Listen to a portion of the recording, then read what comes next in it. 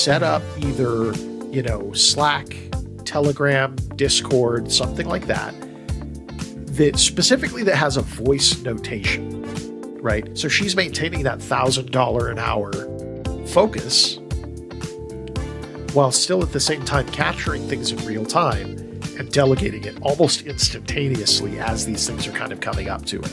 Time spent to see if I'm investing my time in the right areas, and like $1,000 an hour, right? Is the work that I'm doing or been spending my time in worth $1,000 an hour, or can I delegate that to someone else?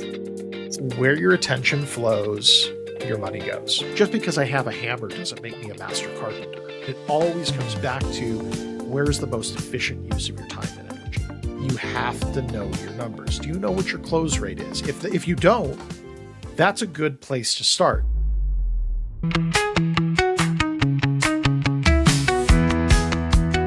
Welcome to Local Contractor Marketing, built for contractors who want to scale smarter.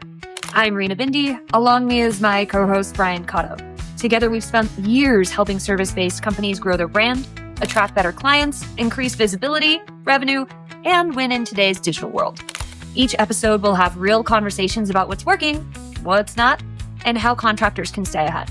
If you're running a business with a team and big goals, you are in the right place. Welcome to Local Contractor Marketing. Yes, where we talk about the marketing on the market in the digital marketing world and how to support you in getting more local leads. Outstanding. How was your Christmas, Rina?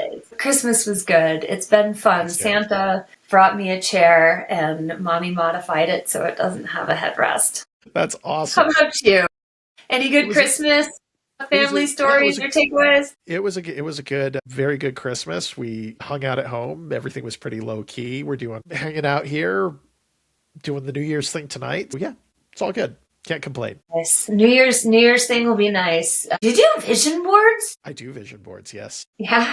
I was just looking around to see if we had any magazines or items to do vision boards. I have my big vision board over there from last year, and I was looking over it and like, I need to set bigger goals.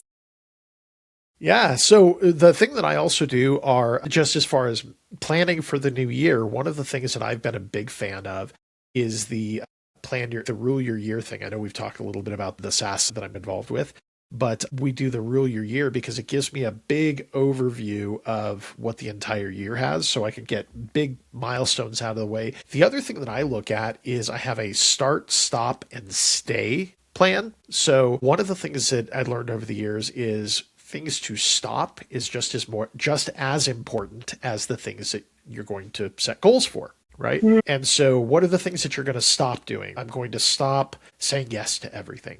The power of no, right? We've heard this before. And so that's one of the things I may stop doing is stop saying yes to everything and be a little bit more critical and prioritize what I'm looking at ahead of time. I hadn't thought of the stop aspect. Wheels are turning, and like you and I had a couple of conversations about this past year already, and I know we're going to do the deeper dive when we look into our end of the year and the goals we achieved, the ones we fell short of, the ones we superseded in, and the direction we're heading. And like the actual hearing you say stop just set a whole bunch of wheels in motion for me.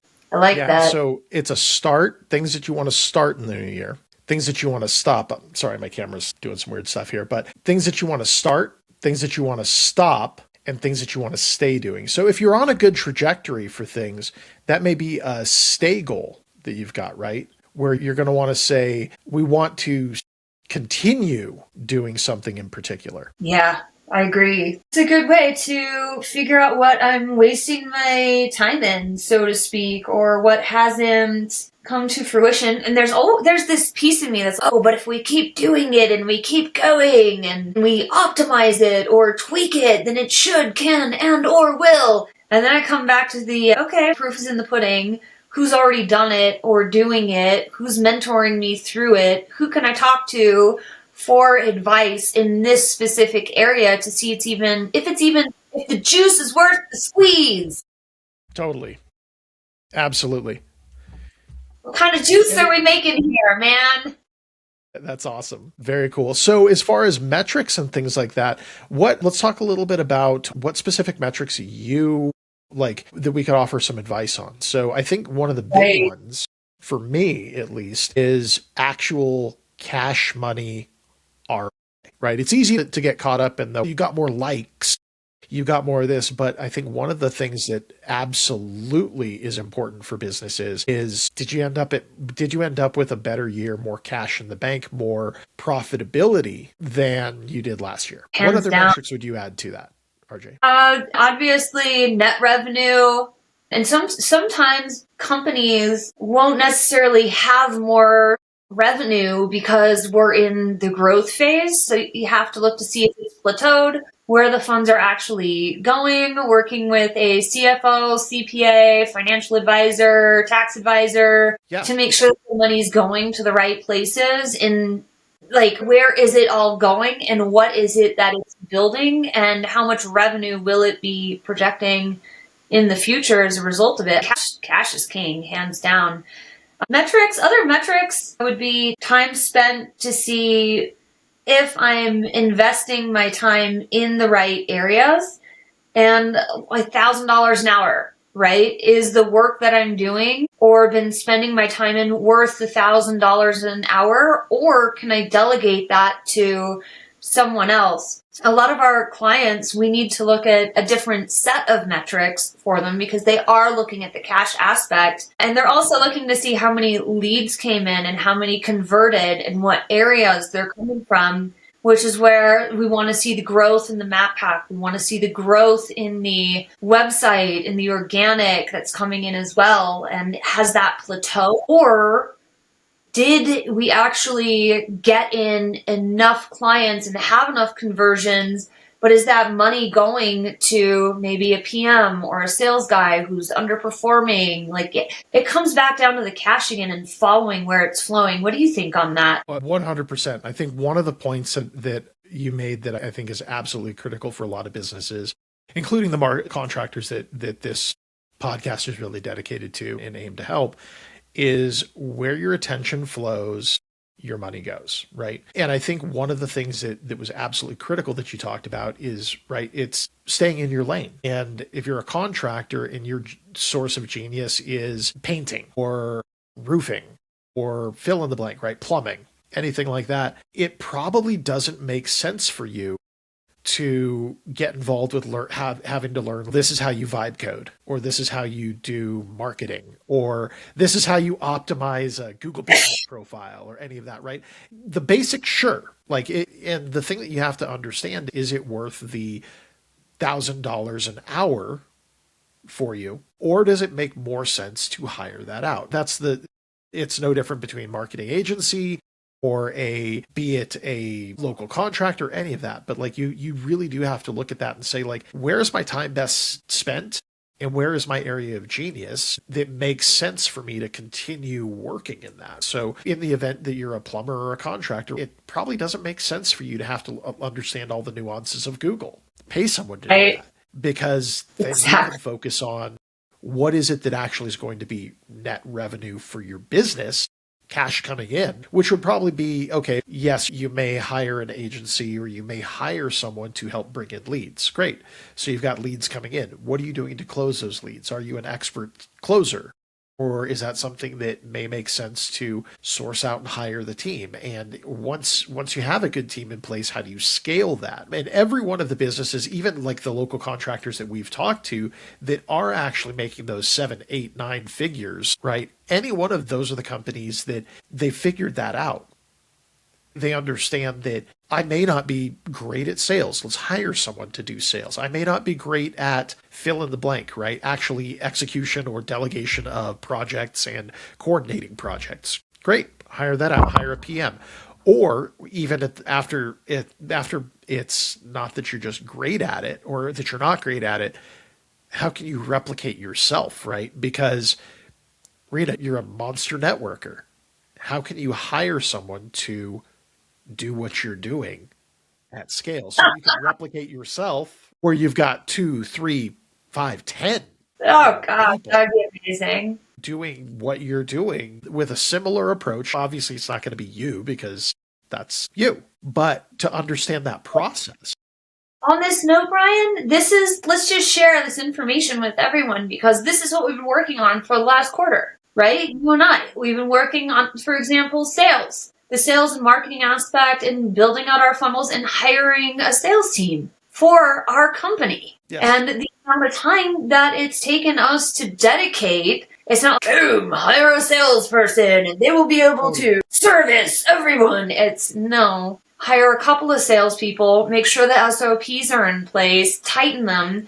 And I'm not a sales expert, but we have hired someone to support with the funnels, support with the SOPs, support with the build out, support with the automation funnels, and support with all of those aspects while we're bringing on our sales team. And it's a lot of work, ton of work. And even us, like, this is time out from being focused on being a monster networker, stepping out of that role in order to work on the business rather than in the business so that our revenue will go up and we can better serve our clients by focusing on the other areas and aspects of our company. This one girl, bless her heart, I love her to pieces. Yesterday, we were on a call together and she was like, yo, you need to check out this Google Script app. It's for developers and you can do this and that and this and that. And she sent it over to me and I was like, I took 2 seconds, I looked at it and I was like, oh, if I need anything, I'm just sending it to BK.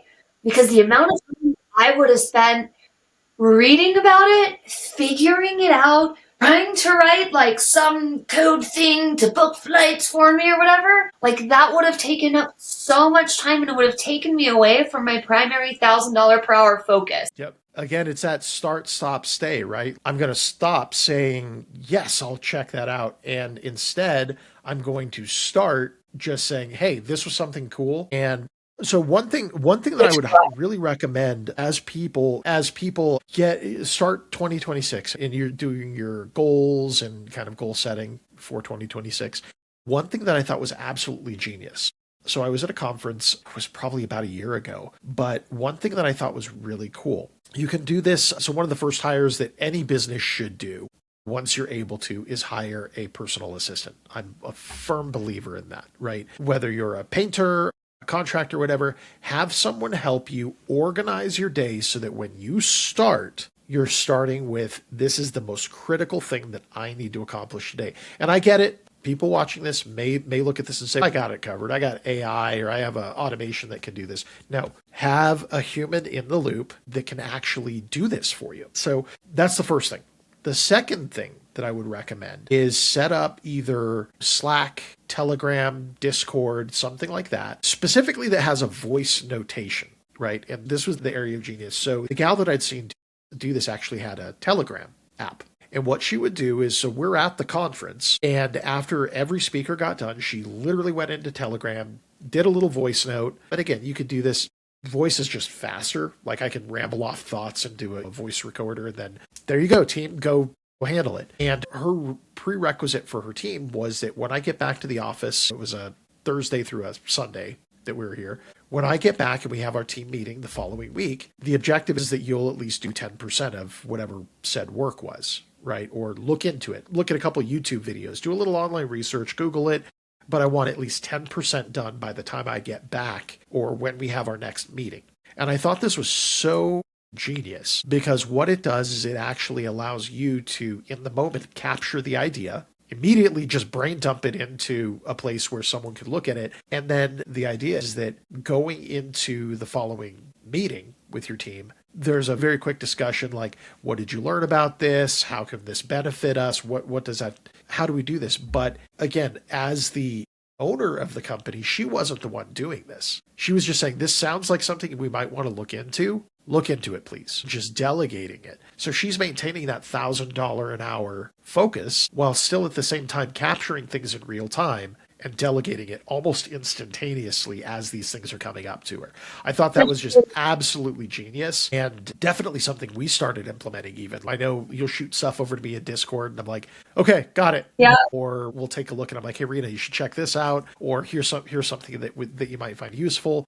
And it's just that very quick. I don't expect an immediate response. And I think that's also the expectation that you need to have with people, at least just the acknowledgement that, yes, I got it. But to be able to, in real time, bounce those ideas back and forth and put them into a central place that you can check them off, right? Again, whether it's Slack, Telegram, Discord, doesn't really matter. As long as you have that central source of truth that you can then kick that over to your assistant, and it's their responsibility and job to organize it, put it in a nice daily task list for you and say, Rina, here's the top 3 things that you need to get done today. As long as you get those done, you're going to have another $1,000 per hour day. And especially with the cost of the tickets, like the price of entry for some of these conferences in the different parts of the world, like having that focus and being able to stay focused and in the moment at these events is crucial because there's so much knowledge. Totally. 100% I agree with that. Yeah. So that as far as overall goals, let's leave the viewers here with some very actionable items that they can take away from this. Start, stop, stay. Work up a list with 3 items on each of those. Again, like one of the things that I would recommend on that is going to be a SMART goal, right? Specific, measurable, actionable, time-based, and realistic, right? We don't want to shoot for the moon and never make it because that's just deflating. And we also want a stretch goal, right? We want to make sure that we're actually like making goals for ourselves and not, I'm going to wake up and have coffee this morning, right? That's not a goal. I'm going to do that anyway.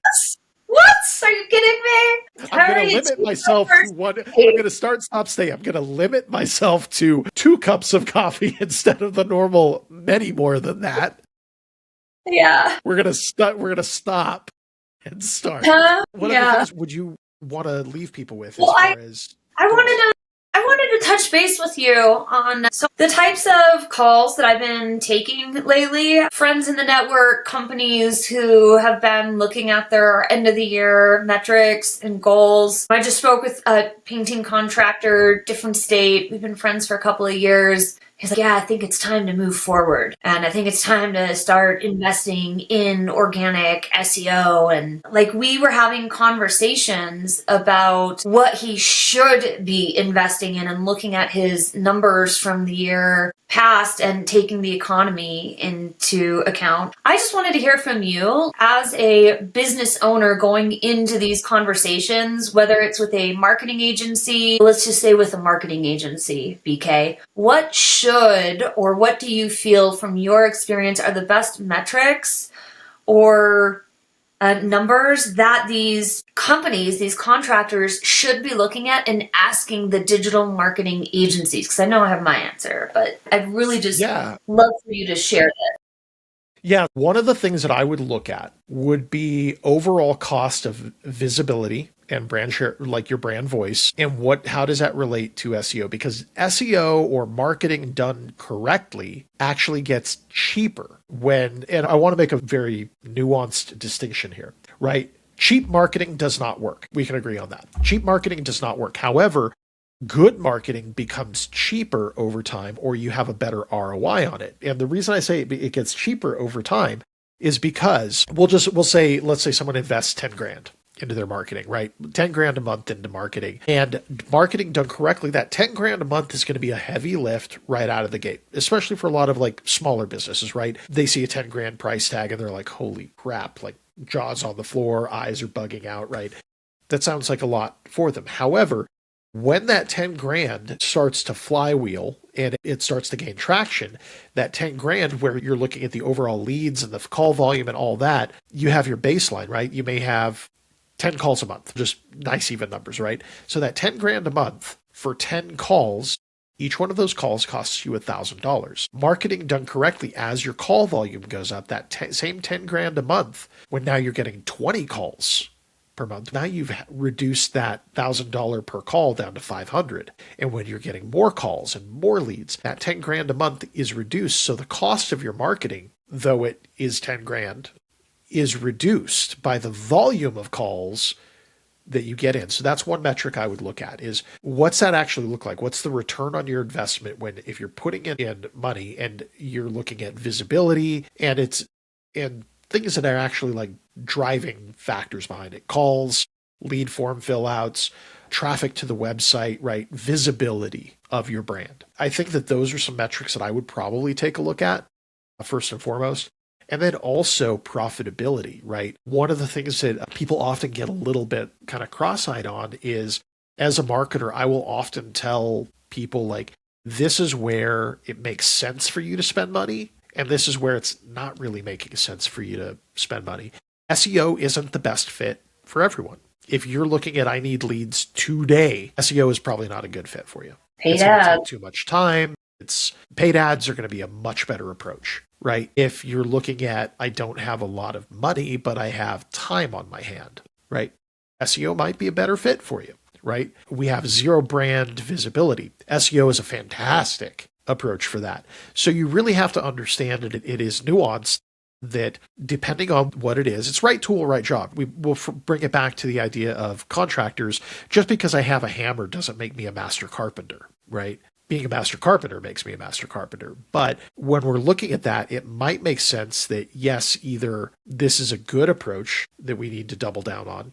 Maybe we need extra lumber as a master carpenter. Sure, that might make sense. But if I have too much and it's just sitting around, now what's that costing me? And it always comes back to, where's the most efficient use of your time and energy? Your answer. You're up. I love your response too, because you hit the touch points of brand signals, tool for the right job, what needs to be done. That's when I was talking with my friend, we were looking and discussing what he'd been doing this past year and how he's got other companies they're asking him for work, they're asking him for jobs because of the decline in his specific area.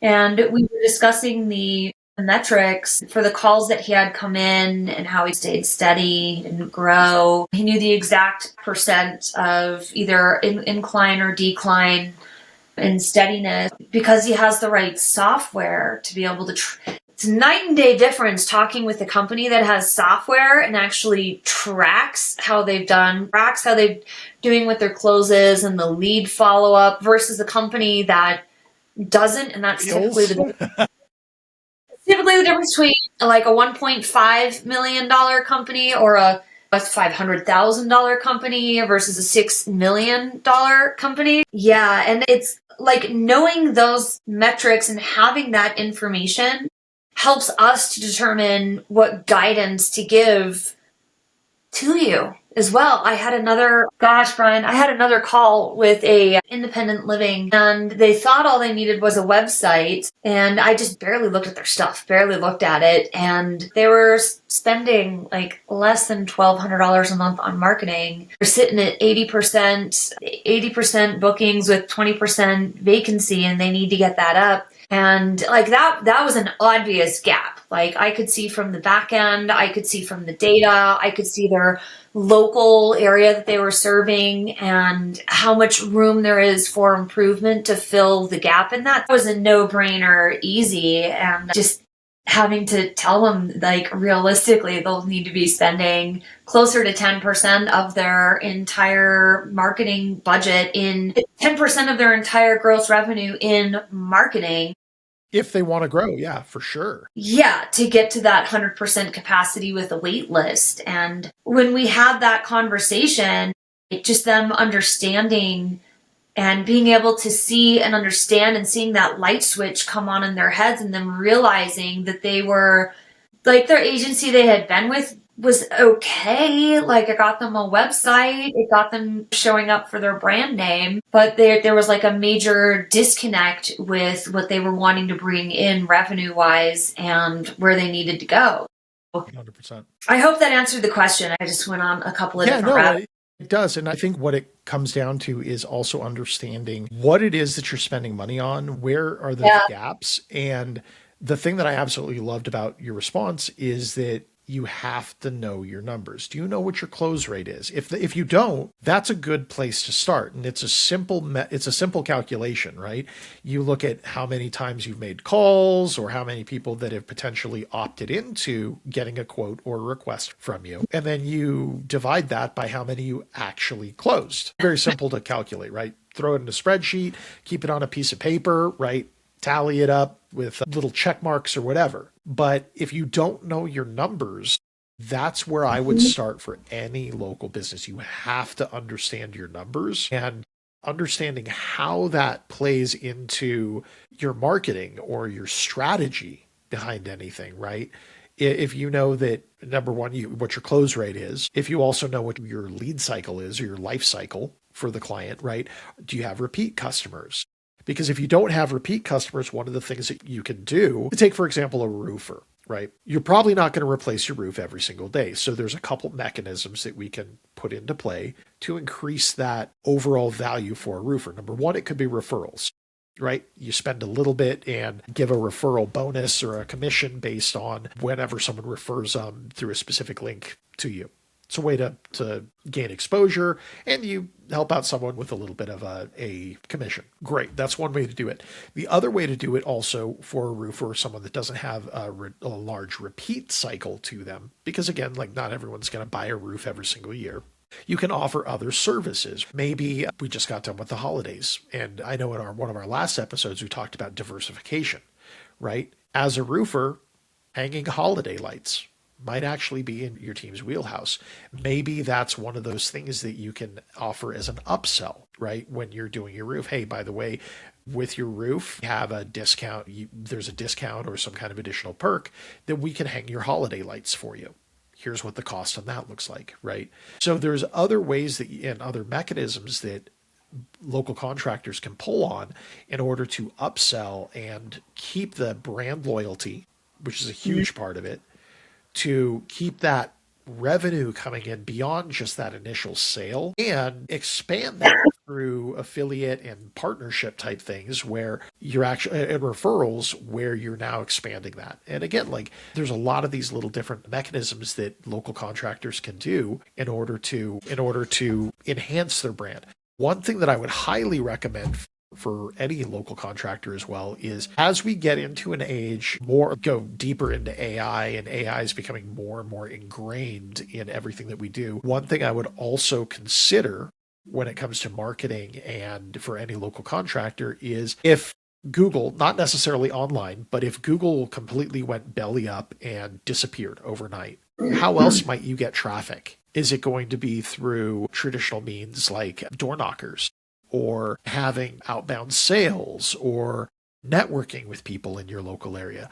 All of those things are absolutely critical for a local contractor. They are. Those power partnerships, especially. Absolutely. I see too many contractors relying on, I had one guy, tiny amount, I didn't get any calls. I'm like, yeah, you're in the Denver area, you're investing $600 a month in SEO to send out brand signals so that you can get found for your name. Like, you're not going to get calls for the basement finisher when there are 20 other companies within a square mile that are all investing $250,000 a year in ads and SEO. Like, this was years ago. Years ago. The thing is that if they were only able to afford that, there's a couple different options that they can look at. Understand that you're going to always come in. He wasn't doing the other things though, Brian. He wasn't doing the networking, the power partners. He was just relying on $600 a month with SEO. Yeah. And some social media posts, like, just to be clear. Yep. And so that's where it's understanding the right tool, right job. I think that at the end of the day, that's really what it comes down to. Yeah. So as we get into 2026, everyone, we do want to wish you a very happy end to your 2025. As we get into 2026, we'd love to hear from you guys what your goals are down in the comments below. Yeah, let's make this year an awesome one. Let's do some goals. What are your goals? Awesome. All right. Peace out, everyone. See you next year. All right.